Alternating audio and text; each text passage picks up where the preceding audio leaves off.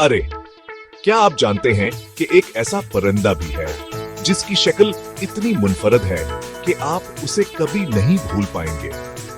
आइए मैं आपको कोलिटो परिंदे से मिलवाता हूँ, जो ज्यादातर फिलिपाइन में पाया जाता है। ये परिंदा अपने गुंजे गुलाबी सर की वजह से नुमाया नजर आता है। तस्वीर करें एक कौवा जो जानबूझकर गुंजा हो गया हो, लेकिन इससे धोखा न खाए। कोलिटो दरअसल एक स्टार्लिंग नस्ल का परिंदा है, कुआ नहीं। अब ये चीज उन्हें वाकई दिलचस्प बनाती है। ये बहुत समाजी होते हैं और शोर मचाने वाले गिरोहों में रहना पसंद करते हैं। जंगल को अपनी चहचहाहट से भर देते हैं।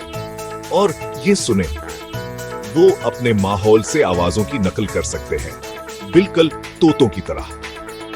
तो अगर आप उनके इलाके में चल रहे हैं तो वो शायद आपकी सीटी या दूसरे परिंदों की आवाजों की नकल कर सकते हैं। एक और दिलचस्प हकीकत, कोलिटो परिंदे अपने माहौलियाती निजाम में एक बड़ा किरदार अदा करते हैं। वह फलावर कीड़े खाते हैं, बीज फैलाने और कीड़ों को कंट्रोल करने में मदद करते हैं।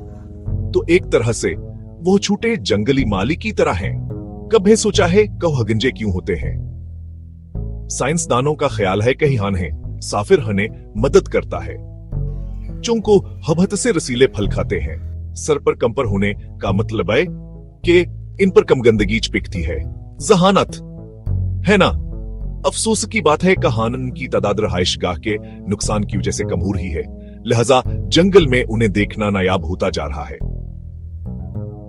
अगर आप कभी फिलिपाइन जाएं और दरख्तों में बहुत से बातुनी पर नदों की आवाज सुने तो ऊपर देखें, आपको शायद कोलिटो नजर आ जाए। फितरत हिरतों से भरी पड़ी है और कोलिटो पर नद हासा की बेहतरीन मिसाल है। आप कनावर अजीब गरीब मखलूकात के बारे में जानना चाहते हैं? मुझे कमेंट्स में बताएं।